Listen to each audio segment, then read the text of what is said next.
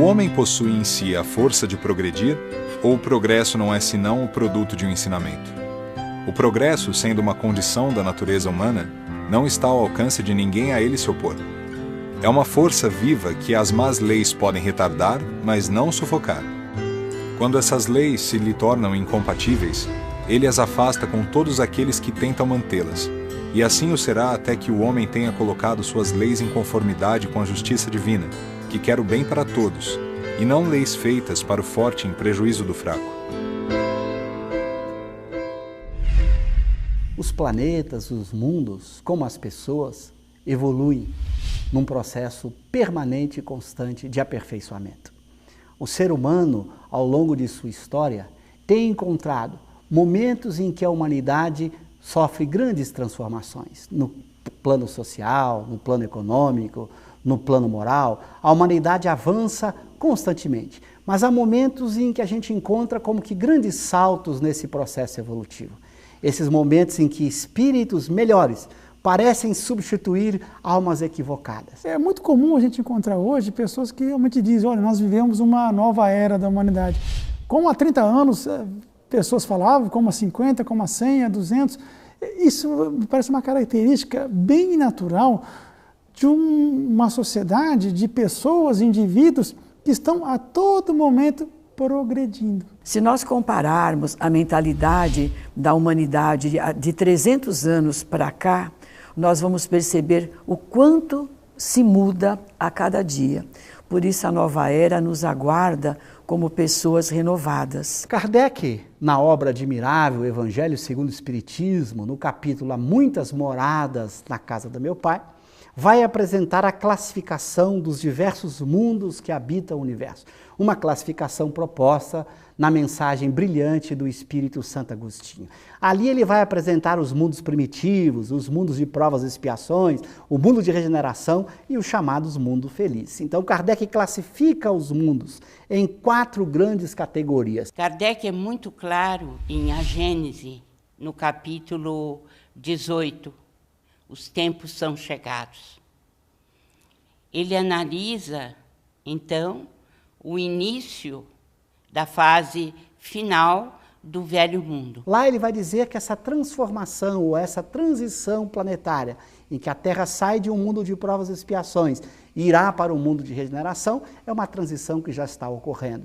O espírito do Dr. Barry vai dizer que essa transição já começou bem antes da época kardeciana. Já quase 100 anos antes, o planeta entra numa fase de transformação e que até hoje estamos vivendo. E que esse processo de transição prosseguirá por tempo que ainda não sabemos, em que uma humanidade melhor substitui uma humanidade pior. Estamos ouvindo há muito tempo que os tempos são chegados e que é hora de transformação. Mas essa transformação pode demorar séculos, porque depende muito também do comportamento humano. Essa ideia, ela vem através dos tempos. Em tempos muito recuados, já se falava que haveria uma época em que as coisas iriam mudar substancialmente aqui no nosso planeta. E isso vem vindo através de profecias as mais diversas, como todo mundo sabe. Entretanto, hoje que nós estamos vivendo esse momento, a doutrina espírita, por excelência, aclara como será essa transição planetária. É uma mudança do estado atual do planeta para um novo estágio. E como o sistema do universo é progressista, então é uma mudança para melhor. A grande promessa cristã, nas bem-aventuranças, é que os mansos e os pacíficos herdarão a terra. É curioso até esse ensinamento, porque normalmente o cristianismo é tido como alguma coisa que promete um mundo distante. Não, também se promete a terra, uma terra melhor. Mas essa terra melhor não vem com cataclismos, não vem com eventos com hora marcada, não se pode estabelecer uma data. Isso é todo um processo que já está em andamento. Olha, o termo transição planetária significaria que o nosso planeta deixasse de ser mundo de provas e de expiações e passasse a uma situação que seria de mundo de regeneração. Esse fato, mas vai demorar muito ainda para acontecer. Nós não podemos sonhar e nem fantasiar. É preciso trabalhar para que isso aconteça. Nós ficamos numa espera de algo que venha de fora, como se o mundo mudasse sem que nós mudássemos. Só realmente uma educação espiritual mais consentânea com a nossa realidade é que pode proporcionar isto. E o momento, por enquanto, é um momento ainda de reflexões sobre a dor, sobre o sofrimento, sobre a solidão em que vive o homem, e nós precisamos resolver esse problema. Na verdade, a grande mudança planetária, segundo Kardec em A Gênesis, capítulo 18, não é a mudança física, é a mudança espiritual, a mudança de ideia, de conceito.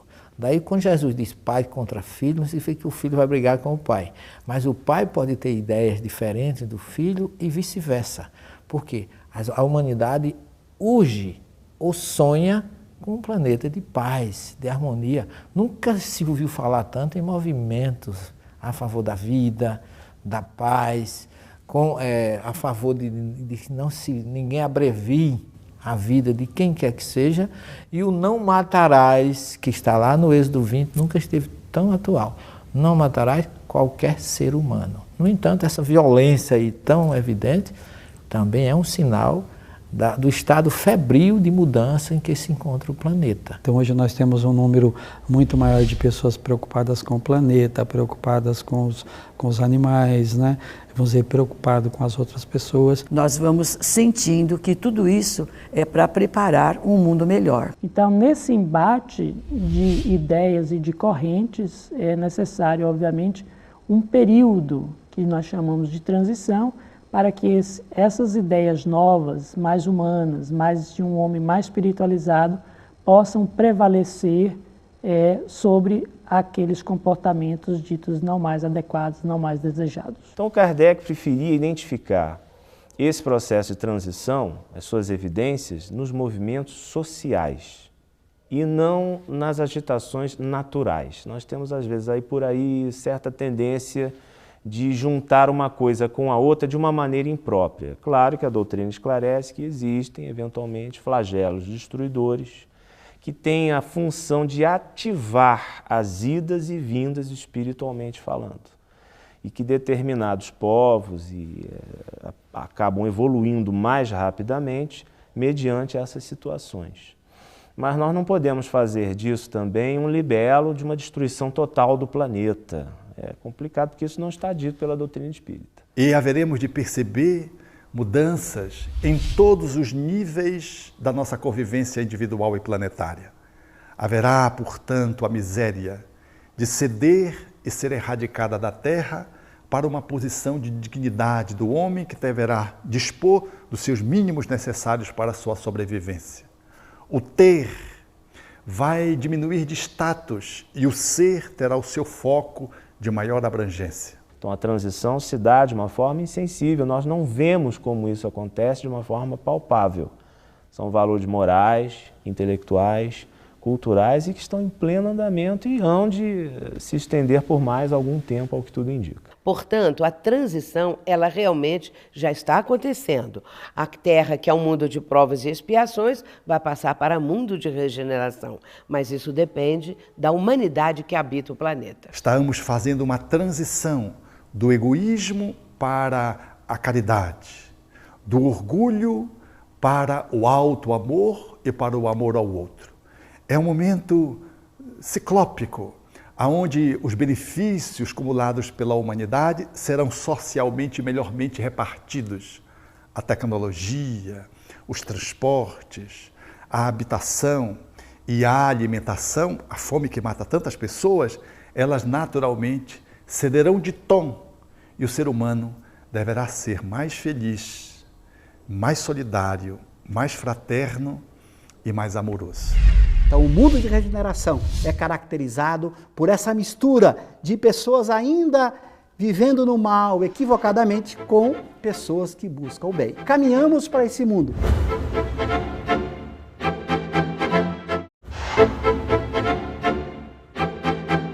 Quando nós observamos a humanidade hoje e comparamos do ponto de vista histórico com a humanidade de há 100 anos, a gente se surpreende. Há 100 anos, homens eram escravos de homens. Nós fazíamos com outras raças aquilo que bem desejávamos. Tratávamos homens como objetos. Hoje não fazemos mais, pelo menos do ponto de vista jurídico, do ponto de vista explícito da legislação social. Nossa lei se transformou radicalmente nos últimos 100 anos. Uma demonstração evidente de que, pelo menos no plano teórico, conceitual, ideológico, a mudança já foi muito grande. É claro que ainda tem pessoas que escravizam outras, mas isso é exceção, não é regra. Não temos mais a coragem de defender nenhuma forma de abuso, nenhuma forma de exploração do homem pelo homem. No momento em que o seu nível de consciência atinge um outro patamar, e o seu nível de desenvolvimento tecnológico também permite isso, você começa a analisar de maneira mais racional o seu comportamento. Nós encontramos hoje uma sociedade muito melhor do que a sociedade que nós encontrávamos há 100 anos atrás, com a aristocracia, com a escravidão, com regimes teocráticos, com regimes monárquicos em que uma monarquia dominava e tinha todos os privilégios. Hoje nós encontramos uma sociedade mais democrática que caminha numa direção de muito mais igualdade para todos, de muito mais justiça social. Diante disso, você começa a verificar que determinados comportamentos não são produtivos. E você começa a abandoná-los. Por quê? Porque o seu desenvolvimento tecnológico, social, etc., vai promover esse tipo de análise. Aí você sai de expiação e provas para um mundo de regeneração. Quando se fala em mundo de regeneração, muitas pessoas ficam preocupadas com a questão: será que eu vou para esse mundo de regeneração? Quando isso vai acontecer? O mundo de regeneração, ao contrário do que algumas pessoas podem pensar, não é um mundo perfeito. Há uma espécie de expectativa, de ansiedade de que seja um mundo perfeito, equânime. Não. O próprio Allan Kardec bem esclarece os espíritos, sobretudo no capítulo 3º do Evangelho segundo o Espiritismo. O mundo de regeneração tem por sua característica principal uma acerbidade menor das expiações. Então veja, existem ainda até mesmo expiações. Então o mundo de regeneração é caracterizado por essa mistura de pessoas ainda vivendo no mal, equivocadamente, com pessoas que buscam o bem. Caminhamos para esse mundo. Deixaremos um dia um mundo de provas e expiações quando os bons resolverem tomar as rédeas, como está em O Livro dos Espíritos, na pergunta 932. O dia que os bons o quiserem, eles preponderarão. Eles serão capazes de mudar esse mundo, fazendo com que a maioria do planeta possa ser formada de pessoas boas. Quando isso acontecer, nós teremos um mundo de regeneração. Teoricamente, uma sociedade no mundo de regeneração, nós teríamos o quê? O equilíbrio entre o chamado bem e o mal, por exemplo, atitudes destrutivas e atitudes construtivas. Passada essa fase, quando você já controla os seus impulsos, quando o que dirige você são as suas decisões de natureza racional, você entra no mundo feliz. Por quê? Porque o predomínio das ações construtivas é grande sobre as destrutivas. Quando irá acontecer? Depende do trabalho de cada um de nós. Isso não é um processo que venha de fora para dentro. É um processo que vem na transformação que nós mesmos possamos fazer em cada um de nós. Nós temos o livre-arbítrio de avançarmos rápido em direção ao mundo de regeneração ou de permanecermos ainda por tanto tempo no mundo de provas e expiações. Este é um compromisso de cada um. Construir dentro de si um mundo melhor, para que esse mundo melhor se reflita numa humanidade melhor. Nós teremos na Terra, portanto, momentos singulares, onde o bem, o bom e o belo, eles serão mais enaltecidos, substituindo a fealdade da corrupção, as maracutaias, as atitudes daqueles que tentam, com a astúcia, levar a melhor para si mesmos, no mecanismo de egoísmo, em detrimento da coletividade. O mundo de regeneração é o mundo que eu construí, o mundo que eu construo dentro de mim, a partir do meu esforço em vencer as minhas emoções ruins. Quais são as características do mundo de regeneração? Pensar diferente. Dar a você a possibilidade de ver em tudo um grande aprendizado e de entender a sua participação como modificador de tudo isso. Essa nova fase, esse novo ciclo, é um ciclo de maior harmonia entre as pessoas. É um ciclo de solidariedade, de fraternidade, de autoconhecimento, de autoestima, de amor ao próximo, porque é só dessa maneira que pode existir o amor ao próximo. E às vezes também as pessoas confundem mudança com transformação. Mudar é quando eu pego uma cadeira e mudo ela de lugar, a cadeira é a mesma. Transformação é quando eu olho a lagarta se transformando numa borboleta. É diferente, mudar de transformar. Então é importante eu observar o quanto eu me transformei ou só mudei de lugar as coisas. Os Allan Kardec várias vezes nos estimulam não a pensar num mundo de regeneração, que é muito pouco, mas a pensarmos muito mais além. A proposta espírita não é que o espírito saia de um mundo de provas e expiações e vá para o mundo de regeneração, como se a proposta espírita fosse viver num planeta corporal. Não é essa a proposta. Kardec nos convida a dominarmos as nossas emoções ruins, a eliminarmos os nossos defeitos para nos transformarmos em bons espíritos, que na escala espírita são aqueles espíritos que não cultivam nenhuma emoção ruim. Esse é o nosso ideal, de nos transformarmos em espíritos bons. E espíritos bons não habitam mundo de regeneração, mas mundo feliz. Acho que o ano novo poderia ser essa oportunidade de trabalhar, de querer e de se esforçar, não só no ano novo, mas no decorrer da vida, de se tornar uma pessoa melhor.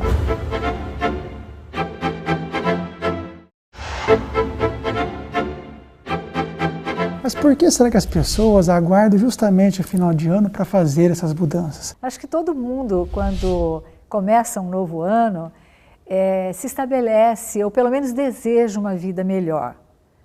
E passou o início do ano, a pessoa gradativamente vai esquecendo desses propósitos. Cabe sempre nós fazermos uma regrinha muito simples. Pegar uma folha de papel e anotar os nossos pontos positivos e os nossos pontos negativos. Aqueles pontos que nós julgarmos que são pontos positivos, vamos mantê-los. E os que forem negativos, vamos relacionar cada um deles ou algum deles e vamos trabalhar para melhorar. O ano em si não representa nada, porque é mais de natureza psicológica. Nós sabemos que a contagem do tempo é alguma coisa que nós entendemos ser uma divisão do calendário para poder facilitar a nossa vida na Terra. Mas não tem nada a ver com a transformação interior, com o destino das pessoas, como muitas vezes as pessoas se apegam a horóscopo, se apegam a datas. Não vai promover nenhuma evolução, nenhuma transformação se a pessoa não desejar, se a pessoa não se dedicar, se a pessoa não perseverar. Acho que tem que ter muito foco naquilo que é importante para a pessoa, naquilo que ela estabelece como conquista. Normalmente as pessoas querem um trabalho melhor, é justo, querem uma casa melhor, é justo, mas as pessoas poderiam estabelecer objetivos de se tornarem pessoas melhores, de se tornarem pessoas mais empáticas, mais fraternas e de serem uma grande contribuição ao mundo em que vivem. Como é a minha prática no dia a dia para estar em sintonia com essa transição? Porque eu posso ficar muito aquém e ter dificuldades de me adaptar a essa transição que já está ocorrendo. E todos nós somos convidados nesse momento a entrar nessa sintonia que nos leva a viver com mais amor, com mais justiça, com mais igualdade, com mais fraternidade. A base de tudo é o autoconhecimento. Então, se eu tenho que mudar alguma coisa, eu tenho que saber o que eu vou mudar. A humanidade será realmente regenerada quando cada um puder salvar a si próprio. Hoje nós ainda somos bastante dependentes, não é?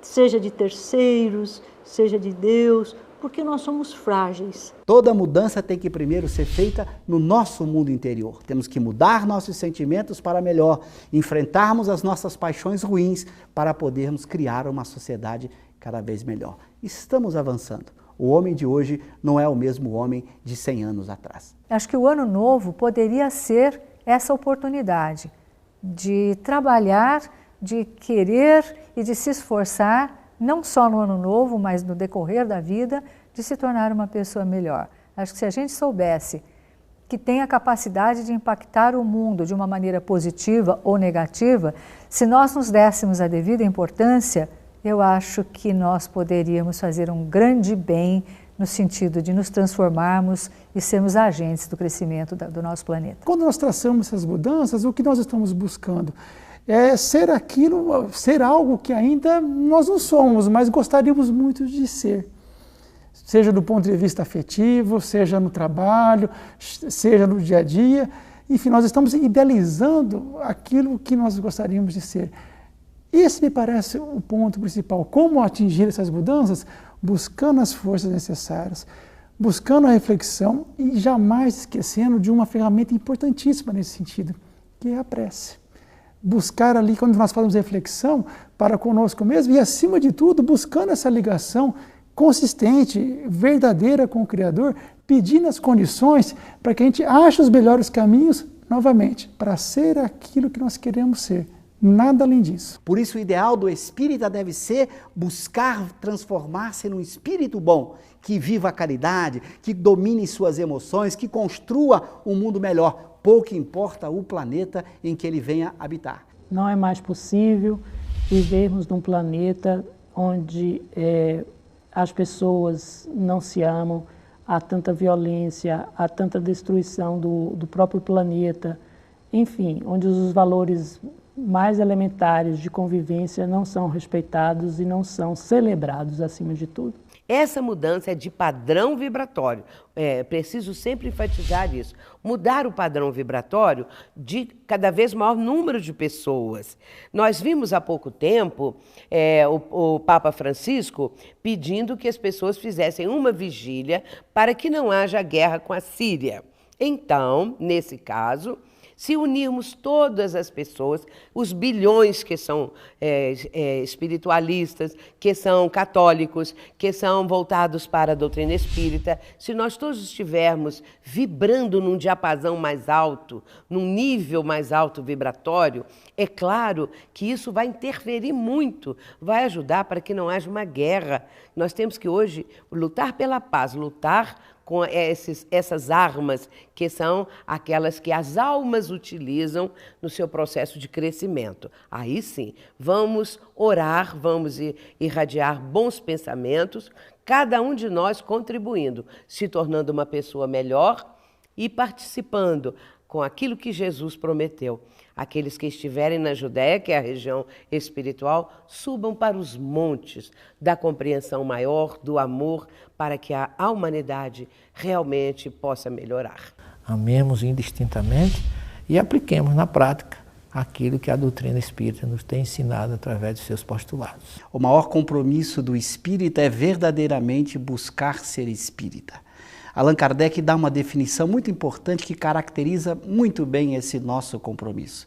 Diz ele que se reconhece o verdadeiro espírita pela sua transformação moral e pelos esforços que ele emprega para domar as suas más inclinações. Aí está o nosso grande compromisso de transformação moral, porque só mudaremos de mundo se mudarmos a nós mesmos, se deixarmos aquele homem velho, presos aos maus hábitos, aos vícios do passado, para vivermos um homem novo, com compromisso de transformação interior, para que ele possa realizar uma transformação na sociedade em que ele vive. Ser espírita significa viver esse ideal proposto pelo Cristo, de um homem digno, de um homem nobre, que busca cumprir os mandamentos de Deus, que busca viver a caridade no seu dia a dia. Esse é o nosso maior compromisso. Esse deve ser o nosso grande ideal para esse mundo de transição, para esse mundo de regeneração. Buscarmos a nossa própria regeneração, nos transformando em homens cada dia melhor. Esse é o grande compromisso do espírita. Ser espírita todos os dias de sua vida. Nas comoções sociais, o homem quase nunca percebe senão a desordem e a confusão momentâneas, que o ferem nos seus interesses materiais.